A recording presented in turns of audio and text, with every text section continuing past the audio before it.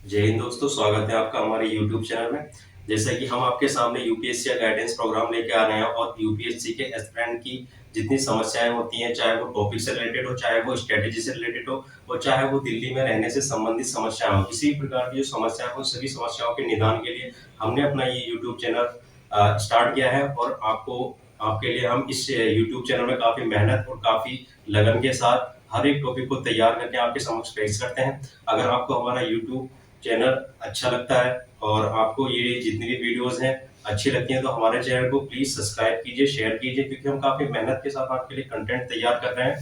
और उस कंटेंट में हमारी जो टीम है काफी वर्क कर रही है और एक चीज को काफी स्पष्टता के साथ हम आपके समक्ष लाने की कोशिश कर रहे हैं। और आपको अच्छी लगती है ये सारी चीजें, तो आप शेयर कीजिए और सब्सक्राइब कीजिए, तभी हमारा जो कॉन्फिडेंस लेवल है वो और ज्यादा बढ़ेगा और आपके समक्ष बहुत अच्छी अच्छी चीजें आपके सामने पेश की जाएंगी। क्योंकि अभी तक हमारी टीम ने जितने भी मतलब कंटेंट दिए हैं, चाहे वो अपने जूनियर्स को हो, चाहे तो काफी बेनिफिट मिला है। और हमने जितने भी कंटेंट है हमारे हैंड राइटिंग नोट्स के द्वारा अपने आप बनाए गए हैं और वो जो जितने भी नोट्स हैं आपको कहीं भी मतलब उपलब्ध नहीं होंगे, क्योंकि ये जो नोट्स हम बना रहे हैं ये एक एक चीजों को हम पूरा एनालाइज कर रहे हैं। चाहे वो यूपीएससी के लास्ट ईयर के 10 साल के पेपर हो, चाहे वो लास्ट ईयर के यूपीएससी के टॉपिक्स पूछे गए हो, चाहे वो पॉलिटी में हो, चाहे वो इकोनॉमिक्स में, चाहे वो हिस्ट्री में हो, तो ये सारे टॉपिक्स क्या है हम एक एक करके एनालाइज करके आपके समक्ष लेके आएंगे। जैसे कि मैं आपके सामने कॉन्स्टिट्यूशन का लेके आऊंगा, संविधान से संबंधित जितने भी टॉपिक्स होंगे, क्वेरी होंगी, वो आप मुझसे पूछ सकते हैं और वो सारे टॉपिक्स आपको इतनी स्पष्टता के साथ बताए जाएंगे जो आपको काफी अच्छे और आपके लिए काफी महत्वपूर्ण साबित होने वाले हैं। तो हमारी वीडियो को लास्ट तक दीजिए, क्योंकि अगर आप रिसीव करते हो वीडियो को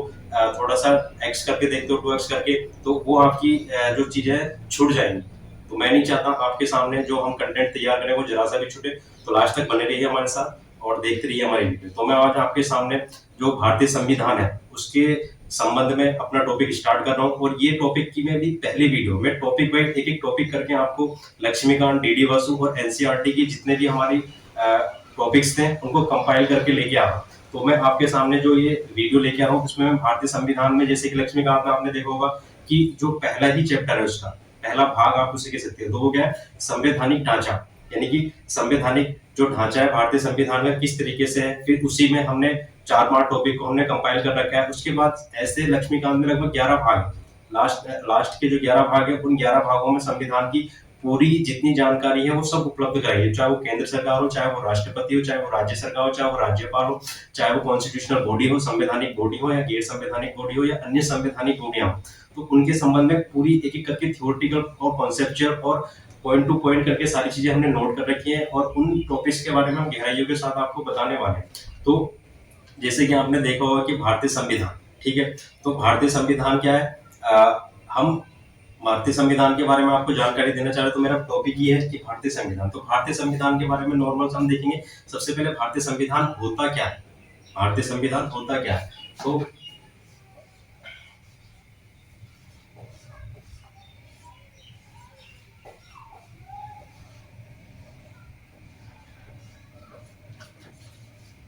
तो भारतीय संविधान पढ़ रहे हैं, भारतीय संविधान क्या है, भारतीय संविधान क्या है। तो भारतीय संविधान को यदि हम सामान्य शब्दों में समझे तो भारतीय भूभाग पर स्थित वह सर्वोच्च विधि है। भारतीय भूभाग पर स्थित वह सर्वोच्च विधि है जो कश्मीर से लेकर कन्याकुमारी तक, जो कश्मीर से लेकर कन्याकुमारी तक ये पूरा भारतीय भूभाग है।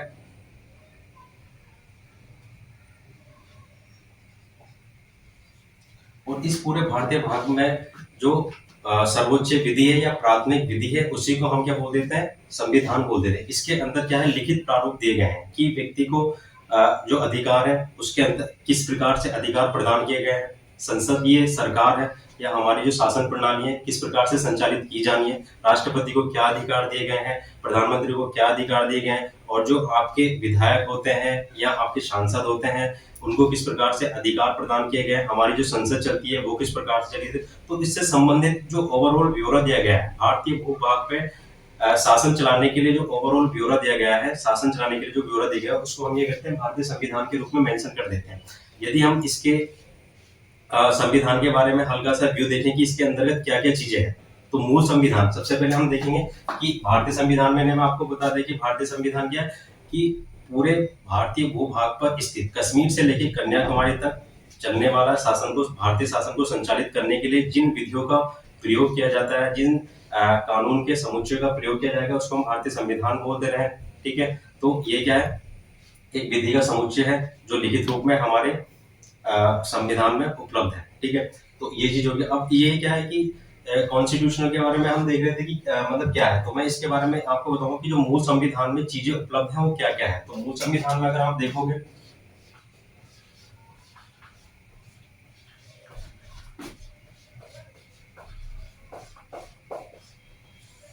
मूल संविधान में अगर हम देखते हैं तो हमारा जो मूल संविधान है उसमें 395 अनुच्छेद हैं और उसके अंदर 22 भाग हैं, नहीं सॉरी, 395 अनुच्छेद हैं और 8 अनुसूचियां हैं और 22 भाग हैं जो मूल संविधान है। लेकिन संशोधन धीरे धीरे करके इसमें संशोधन हो गया।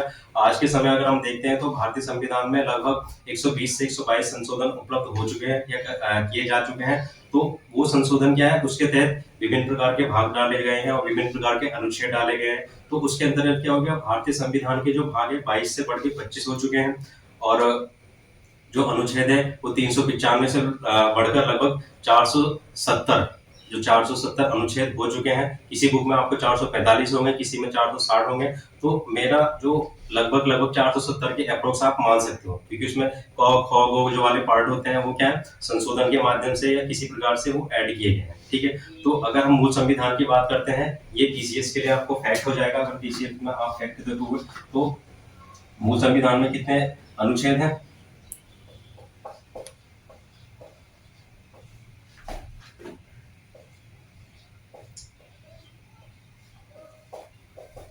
395 है और भाग कितने हैं,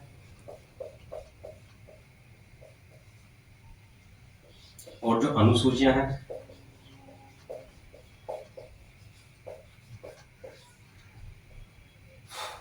22 भाग हैं और 8 अनुसूचियां हैं। तो ये हमारे मूल संविधान का क्या है, जिस समय संविधान बन रहा था उस टाइम पे ये चीजें ही उपलब्ध थी। तो आपसे पूछा जा सकता है क्वेश्चन कि जो भारतीय संविधान है, मूल संविधान में कितने अनुच्छेद थे, कितने भाग थे, कितनी अनुसूचियां थी। हालांकि अगर आप वर्तमान में देखोगे तो वर्तमान की स्थिति क्या है,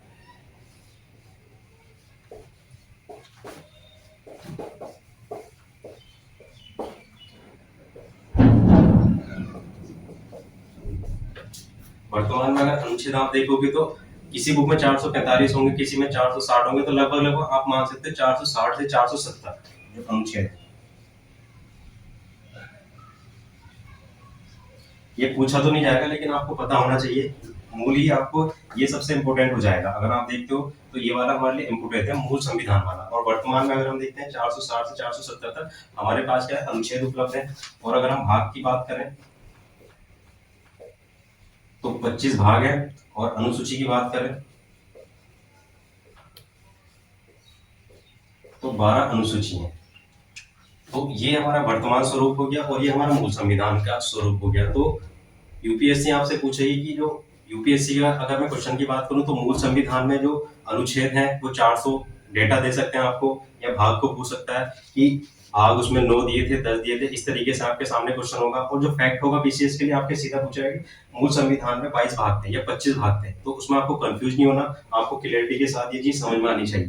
तो वर्तमान की जो स्थिति है और जो मूल संविधान की स्थिति है, ये दोनों आपके सामने हमारे जो संविधान का ओवरऑल क्या है, हल्का सा एक ढांचा है कि इतनी इतनी चीजें। अब आप समझोगे कि अनुच्छेद क्या होते हैं, भाग क्या होते हैं और अनुसूचियां क्या होती हैं। तो अनुच्छेद अगर आप देखोगे संविधान के अंतर्गत, अनुच्छेद के अंदर जैसे कि 1 से लेके 4 तक अगर आप अनुच्छेद देखते हो तो वो क्या एक प्रकार की धाराएं होती है, यानी कि भारत और उसके संघ के बारे में दिया गया है। 1 से 4 से अनुच्छेद तक। फिर 5 से 11 तक अगर आप अनुच्छेद की बात देखते हो, भारतीय जो नागरिकता किस प्रकार से ली जा सकती है, किस प्रकार से छोड़ी जा सकती है, किस प्रकार से भारतीय किसी अन्य व्यक्ति को भारत का जो संघ क्षेत्र है उसके अंतर्गत शामिल किया जा सकता है। और अगर हम 12 से लेके 35 तक देखते हैं तो हमारे फंडामेंटल राइट यानी कि जो मूल अधिकार है उसके बारे में जानकारी दी गई है। और फिर अगर हम 36 से लेके 51 तक देखते हैं तो हमारे नीति निर्देशक तत्वों के बारे में जानकारी दी गई है। तो ये क्या है, एक धाराएं हैं। तो इसके आधार पर हमें क्या है, व्यक्ति हो, नागरिकता हो, संघ क्षेत्र हो या राष्ट्रपति हो या प्रधानमंत्री हो, उनके शासन करने की, उनके अधिकारों की और उनसे संबंधित जितनी जानकारी इन धाराओं के माध्यम से दी जाती है। क्योंकि भारतीय संविधान क्या है, एक लिखित संविधान है और ये विश्व का सबसे बड़ा लिखित संविधान है। और इसमें क्या होता है, विधि का शासन होता है। ठीक है। तो मैं आपको अभी बताऊंगा कि विधि के शासन की डेफिनेशन के साथ। तो ये क्या है, विधि का शासन है, और विधि के शासन में क्या होता है, विधि को सर्वोच्चता दी जाती है, ना कि व्यक्ति को सर्वोच्चता। क्योंकि विधि का शासन में क्या होता है कि जो विधि संविधान के अंतर्गत लिखी गई है, तो उसी के आधार के आपका शासन चलाना है। यानी कि जो आपके ब्यूरोक्रेसी या आपको जो प्रशासन है, तो वो किस प्रकार से संचालित करना है, ठीक है। तो वो विधि जो लिखी गई होगी संविधान में, उसी अगर उस विधि के अतिरिक्त कोई चाहे वो राष्ट्रपति हो, चाहे वो प्रधानमंत्री हो, चाहे वो आपके अधिकारी हो, आईएएस अधिकारी, कोई भी अधिकारी हो प्रशासन से संबंधित, तो वो अगर उस विधि के अनुरूप कार्य करते हैं, तो वो क्या माना जाएगा, संविधान का उल्लंघन माना जाएगा। तो क्या है, विधि को सर्वोच्चता दी गई है भारतीय संविधान में, उसी के अनुसार अनुसार ये चीजें मेंशन की गई। अनुच्छेद भाग, भाग क्या है कि पहले भाग में जैसे कि अगर हम संविधान का पहला भाग पढ़ते हैं, तो उसमें अनुच्छेद मेंशन कर दिए जाएंगे। यानी कि अगर हम पहले भाग की बात करते हैं, जैसे ये भाग दिए हैं 25 भाग या 22 भाग मान लो इसमें से, तो 1 से लेके 4 तक ये पहला भाग है। इसमें क्या है, 1 से 4 से अनुच्छेद के बारे में, भारत और उसके संघ क्षेत्र के बारे में जानकारी उपलब्ध कराई गई है, तो उसको हमने बोल दिया पहला भाग। जिस प्रकार से आप पुस्तक पढ़ते हो या एनसीईआरटी या आपने अपने स्कूल टाइम में पढ़ी होगी कि विषय की सूची दी होती है, उस विषय में सूची दी होती है कि भाग नंबर 1, भाग नंबर 2, भाग नंबर 3, और उसके अंदर चैप्टर डिवाइड किए होते हैं। तो उसी तरीके से हमारे भारतीय संविधान में क्या है, पूरा एक ब्यौरा बना रखा है लिखित संविधान का, और उसमें भाग में हमने डिवाइड कर दिया, उसके अंदर अनुच्छेद हमने डाल दिया, फिर अनुसूची, अनुसूची के अंदर हमने कुछ एक प्रावधान किए हैं। जैसे कि पहली अनुसूची के बारे में अगर हम देखते हैं, तो उसमें भी क्या है, भारत और उसका संघ क्षेत्र है, ठीक है। दूसरी अनुसूची देखेंगे तो वेतन से संबंधित है, तीसरी है शपथ के प्रावधान, तो चौथी अगर सूची अनुसूची के बारे में हम देखेंगे, तो उसमें लोकसभा और राज्यसभा के जो सीटों का आवंटन किया गया है उसके बारे में जानकारी है, पांचवी। तो इस प्रकार से पूरी अनुसूची दी गई है। और हमारा जो मूल संविधान था उसमें 8 अनुसूची थी। 9वीं अनुसूची के बारे में अगर हम देखते हैं, तो जवाहरलाल नेहरू के टाइम पे उसको जोड़ा गया था, ऐड गया था। तो पहला संविधान संशोधन तो 1952 में पहली बार, पहली 9वीं अनुसूची, क्योंकि उस समय क्या चल रहा था कि भूमि उन्मूलन से संबंधित जितने भी कानून चलाए जा रहे थे, तो उन कानून को क्या है उसमें डाल दिया। क्योंकि उससे क्या था, व्यक्ति अपने अधिकारों का हनन मान रहा था कि भूमि अधिकार, क्योंकि उस समय पर आपने देखा होगा जमींदारी उन्मूलन अभियान चलाया जा रहा था, या भूमि उन्मूलन अभियान चलाया जा रहा था, जिसके माध्यम से क्या किया जा रहा था कि जिसके पास अधिक जमीन थी और जिसके पास कम जमीन थी। क्योंकि हमारा जो सिद्धांत था, नेहरू एक समाजवादी विचारधारा वाले व्यक्ति थे, वो चाहते थे कि समाज के अंदर सभी व्यक्ति का समान रूप से क्या हो, विकास है। तो वो सामाजिक हितों में कार्य करने के लिए उन्होंने समानता लाने के लिए भूमि उन्मूलन अभियान चलाया था। लेकिन ये क्या था कि जाहिर सी बात है, अगर आप किसी की जमीन किसी को अन्य व्यक्ति को दोगे, उस पर कानून जबरदस्ती थोपने की कोशिश करोगे, तो संघर्ष उसमें स्वाभाविक बन जाता है। तो लोगों ने क्या करा, लोगों ने सोचा कि अगर आप इस प्रकार से कोई भी कानून थोपोगे तो ये हमारे अधिकारों का हनन है। तो वो क्या जो बड़े जमींदार थे उन्होंने क्या करा कि जो भूमि उन्मूलन कानून बनाए जा रहे थे, उन कानूनों को चुनौती सुप्रीम कोर्ट के समक्ष पेश कर दी। तो सुप्रीम कोर्ट के समक्ष जब पेश कर दी ये चुनौतियां, तो उसमें सुप्रीम कोर्ट ने अपने व्याख्यान दिए, तो वो हम आपको बाद में बताएंगे किस तरीके से भूमि उन्मूलन के संबंध में कानून बनाया जाता है। मेनली यहाँ ये कि जो 9वीं अनुसूची जोड़ी गई थी, वो पहले संविधान संशोधन के माध्यम से जोड़ी गई थी, 1952 में जोड़ी गई थी, और नेहरू के समय। और ये क्वेश्चन यूपीएससी ने 2020 में या 19 में शायद पूछा हुआ है। और 9वीं अनुसूची से यूपीएससी हर बार क्वेश्चन पूछता है, ये इस तरीके से पूछ लेता है। 9वीं जो अनुसूची होती है कि 9वीं अनुसूची को कौन से संविधान संशोधन के तहत जोड़ा गया। और 2020 में तो शायद सिंपल यही क्वेश्चन था कि 9वीं अनुसूची को किस प्रधानमंत्री के शासनकाल में जोड़ा गया था। तो सीधा से जवाहरलाल नेहरू उसका आंसर था। उसी प्रकार से ये 9वीं अनुसूची से ये भी पूछा कि ये क्या ये न्यायिक पुनर्अवलोकन, क्या 9वीं अनुसूची का न्यायिक पुनर्अवलोकन किया जा सकता है, न्यायिक समीक्षा की जा सकती है। तो इसमें अगर आप देखोगे तो 1973 के बाद 9वीं अनुसूची में जितने भी कानून जोड़े गए हैं उस पर क्या है न्यायिक समीक्षा की जा सकती है। और 1973 से पहले अगर वो मूल संविधान का जो हमारा ढांचा होता है उसका उल्लंघन करता है, तो उस पर क्या है न्यायिक समीक्षा की जा सकती है। ये बात हुआ था IR कोलाहाबाद 2007 में। इसने स्पष्टता के साथ इसको बोल दिया था कि अगर 9वीं अनुसूची में डाले गए जितने भी कानून होंगे, 9वीं अनुसूची में डाले गए जितने भी कानून होंगे, यदि वो मूल ढांचे का उल्लंघन करते हैं, संविधान के मूल ढांचे का उल्लंघन करते हैं, तो उस पर क्या है न्यायिक समीक्षा की जा सकती है। तो आपको 3-4 पॉइंट यहाँ याद रखने होंगे कि 9वीं अनुसूची के बारे में मैंने आपको बताया।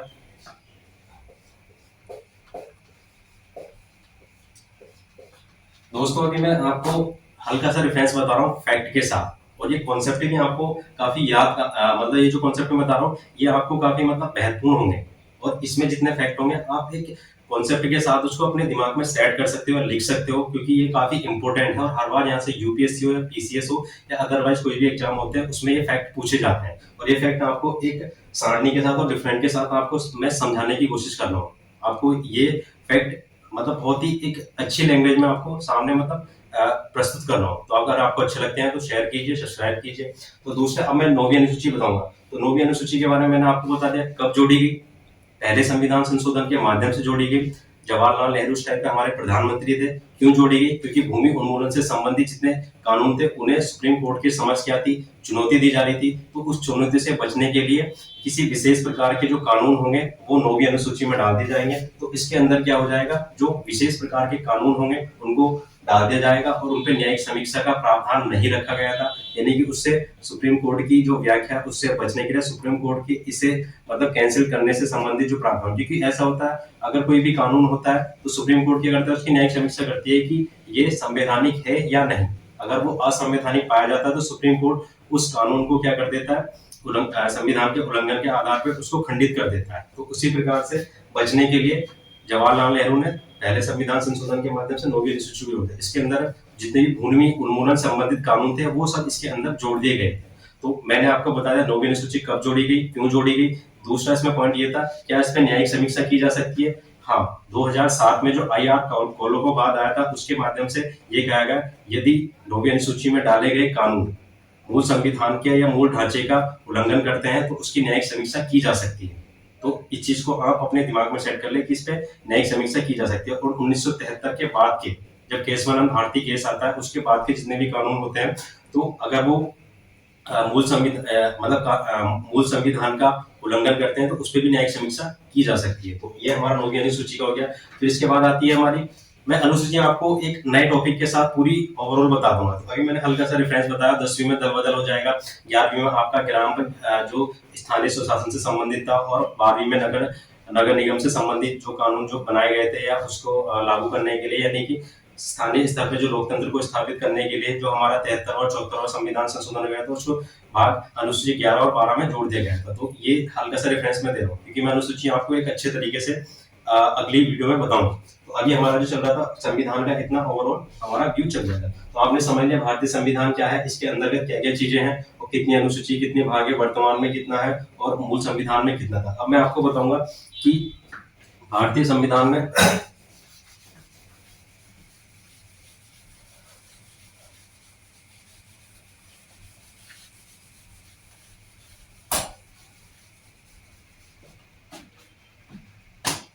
मैं अब आपको कुछ एक टर्मिनोलॉजी बताऊंगा कि अगर ये टर्मिनोलॉजी आपको समझ में आ जाएगी तो आपको किसी भी एग्जाम में उससे संबंधित जो त्रुटि है वो कभी उत्पन्न नहीं होगी। तो कुछ एक टर्मिनोलॉजी पहले हम समझ लेंगे कि ये संविधान में जो हमारी कुछ एक टर्मिनोलॉजी होती है तो उसका मतलब क्या होता है। जैसे पहली टर्मिनोलॉजी हमारे पास है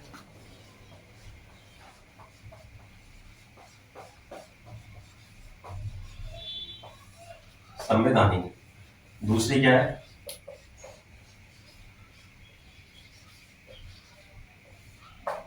तीसरी है हमारे पास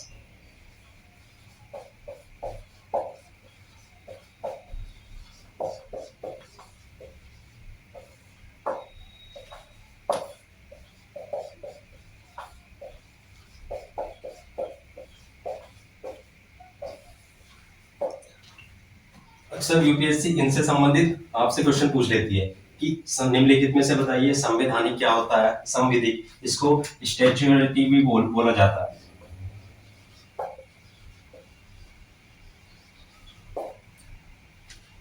और ये तो कॉन्स्टिट्यूशनल है और ये पूर्व संधि, बिफोर संविधान और संविधानेतर, इसको मतलब एक्स्ट्रा कॉन्स्टिट्यूशनल बोला जाता है। तो ये चारों क्या है, एक अपने आप में शब्द हैं और इनका आपको अगर अच्छे से मीनिंग समझ में आ गया तो आप भारत के अंदर जैसे कि नीति आयोग संवैधानिक बॉडी है या सूचना आयोग संवैधानिक है या गैर संवैधानिक है, संविधानेतर, तो वो आपको अच्छे तरीके से समझ में आ जाएगा। जैसे कि आपने निर्वाचन आयोग का सुना होगा या फिर यूपीएससी आयोग का सुना होगा या फिर आपने सीबीसी सेंट्रल विजिलेंस आयोग का सुना होगा या फिर आपने सीबीआई का। तो अक्सर यूपीएससी पूछ लेता है, चार आपको ऑप्शंस दे दिए जाएंगे कि बताइए निम्नलिखित में से कौन सी संवैधानिक है, कौन सी गैर संवैधानिक है, या ये पूछ लिया जाएगा निम्नलिखित में से ये संवैधानिक है या नहीं। तो इस तरीके से आपसे क्वेश्चन पूछ लिए जाते हैं। तो मैं आपको बताऊंगा सबसे पहले कॉन्स्टिट्यूशन। कॉन्स्टिट्यूशन क्या होता है? कॉन्स्टिट्यूशन जो हमारा संविधान है उसके अंदर लिखित जितने भी विधि कानून या फिर उससे संबंधित कोई भी प्रावधान होगा जो मूल संविधान में है, तो वो क्या हो जाएगा? संवैधानिक हो जाएगा। यानी कि जो मूल संविधान में है वो क्या हो जाएगा? संवैधानिक हो जाएगा। मूल संविधान में विधि या कानून, तो मूल संविधान के अंदर जो लिखित विधि या कानून होंगे उसको क्या बोल देंगे? संवैधानिक बोल देंगे। यानी कि संवैधानिक बॉडी होगी, संवैधानिक कानून हो जाएगा, संवैधानिक कुछ भी जो मूल संविधान के अंदर लिखित चीजें होंगी उसको हम संवैधानिक बोलेंगे। अब इसमें एक चीज और आती है, जो संशोधन यानी कि मूल विधि है, इसमें संशोधन भी होते रहता है, तो जो संशोधन के माध्यम से जोड़ी जाएंगी चीजें, क्या वो भी मूल संवैधानिक कहलाएंगी? बिल्कुल, वो भी क्या कहलाएंगी? संवैधानिक कहलाएंगी, क्योंकि क्या है? संविधान के अंदर लिखित थी और उसमें संशोधन किया गया है।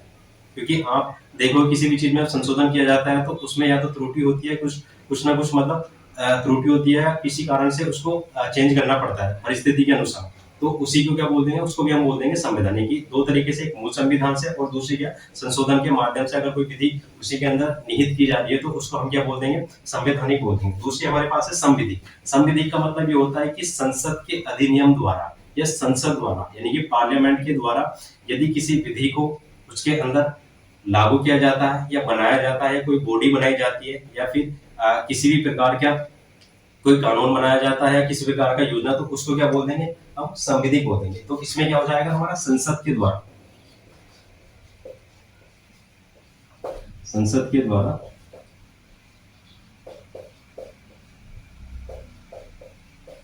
बनाई गई विधि। अब जैसे कि संवैधानिक को इसके एग्जाम्पल के रूप में अगर आप देखोगे, जो संवैधानिक होता है तो संवैधानिक आप देखोगे, आपने निर्वाचन आयोग सुना होगा। निर्वाचन आयोग का मूल संविधान में मतलब प्रावधान किया गया है। तो निर्वाचन आयोग के बारे में अगर आप जानकारी हो तो अनुच्छेद 324 से लेके 324 में उसके बारे में प्रावधान दिया गया है कि भारत का एक निर्वाचन होगा जो निष्पक्ष रूप से क्या कराएगा? भारत में लोकसभा, राज्यसभा और जो राज्य की विधानसभाएं होती है, राष्ट्रपति, उपराष्ट्रपति, उनके चुनाव निष्पक्ष और स्वतंत्र रूप से कराएगा। तो वो क्या है? एक संवैधानिक बॉडी हो जाती है। उसके बाद आप यूपीएससी का आपने सुना होगा, अनुच्छेद 315 के तहत उसके बारे में संविधान में मेंशन किया गया। और उसके बाद आप क्या देख लोगे, यानी कि आपका जो महालेखा नियंत्रण परीक्षक होता है अनुच्छेद 148 के माध्यम से, तो उसमें क्या है? मूल संविधान में। तो इस प्रकार की जो बॉडियां हमारे संविधान में लिखित हैं वो मूल संविधान। तो ये एग्जाम्पल के रूप में आपके पास 4-5 चीजें होगी। और संसद के द्वारा बनाई गई विधि के माध्यम से, अब संसद के द्वारा लगभग 550 ऐसी विधि बनाई गई है जो क्या है? संविधि के रूप में जानी जाती है। जैसे एग्जाम्पल के रूप में आप देख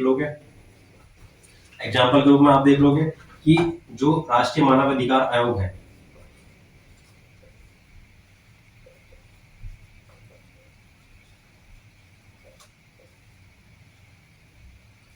राष्ट्रीय मानवाधिकार आयोग, तो वो क्या है? एक कॉन्स्टिट्यूशन यानी कि संविधिक बॉडी है। और उसको क्या है? संसद के किसी अधिनियम या संसद के आदेश या संसद के कानून द्वारा उसको पारित कराया गया है। तो उसके बारे में हम बताएंगे किस तरीके से बना था, किस तरीके से नहीं, क्योंकि वो क्या हो जाती है? गैर संवैधानिक बॉडी हो जाती है।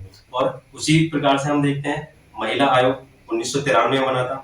ठीक है, तो जो महिला आयोग था, राष्ट्रीय महिला आयोग, तो उसके बारे में वो क्या है? संवैधानिक है, गैर संवैधानिक है। वैसे ही आपने आईटी एक्ट सुना होगा, यानी कि जो हमारा सूचना का अधिकार अधिनियम है उसके बारे में सुना होगा कि ये संवैधानिक है या गैर संवैधानिक है। और ऐसे ही आपने राष्ट्रीय पिछड़ा वर्ग आयोग के बारे में सुना होगा। हालांकि वर्तमान समय में राष्ट्रीय पिछड़ा वर्ग आयोग को जो है 2018 में 103 में संविधान संशोधन के संवैधानिक दर्जा प्रदान कर दिया गया है।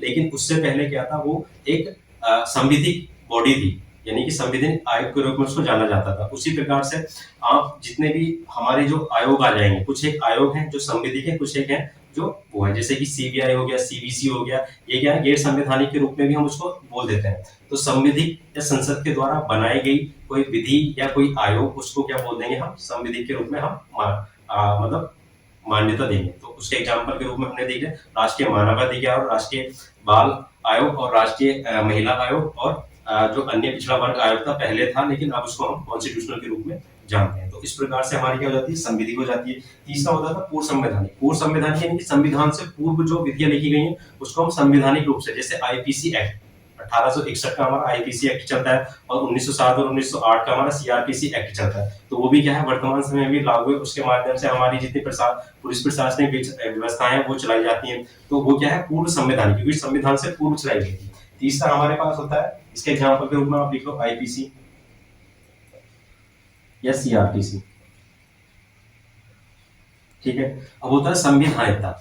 अब जो संविधानिकता होता है ये इंपोर्टेंट हो जाता है। संविधानिकता क्यों इंपोर्टेंट हो जाता है, क्योंकि इसके बारे में बहुत कम लोगों को जानकारी होती है। तो जैसे कि संविधानिकता, मैं 3 चीज बता दूं। तो संविधानिकता कि जिसका ना तो संविधान में उल्लेख है और जो ना ही संसद के द्वारा बनाया गया है या संसद के आदेश द्वारा या संसद के किसी कानून द्वारा या संसद के किसी अधिनियम द्वारा उसको पारित कराया गया। तो ऐसे कानून को जो ना तो कहीं भी ना तो संविधान में लिखित है और ना संविधान से पूर्व हमारे संविधान में है और ना ही संसद की विधि द्वारा, तो ऐसे कानून या विधि को हम क्या बोल देंगे, संविधानिक, यानी कि एक्स्ट्रा कॉन्स्टिट्यूशनल।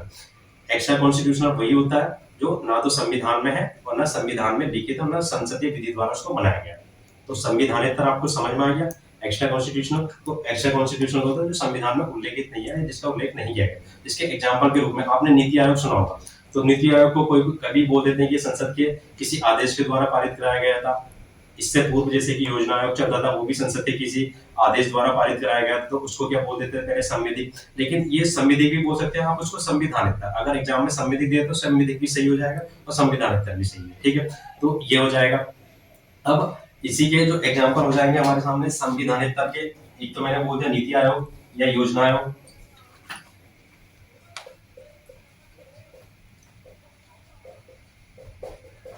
दूसरा आपने सुना होगा राजनीतिक दल। जो ये राजनीतिक दल होते हैं जैसे कि बीजेपी हो गया, बीएसपी हो गया, जितने भी राजनीतिक दल होते हैं ये क्या संविधानिक दल है। इन्हें ना तो किसी संविधान के आदेश द्वारा बनाया गया है, ना संविधान में इनके बारे में जानकारी उपलब्ध कराई गई है, मतलब किसी भी तरीके से संविधान में उपलब्ध नहीं है, ठीक है। तो दूसरा हमारा हो जाएगा राजनीतिक दल। तीसरा हमारा हो जाएगा, तीसरा दबाव समूह के बारे में आपने सुना होगा कि दबाव समूह। चौथा जनप्रति अधिनियम के बारे में आपने सुना होगा।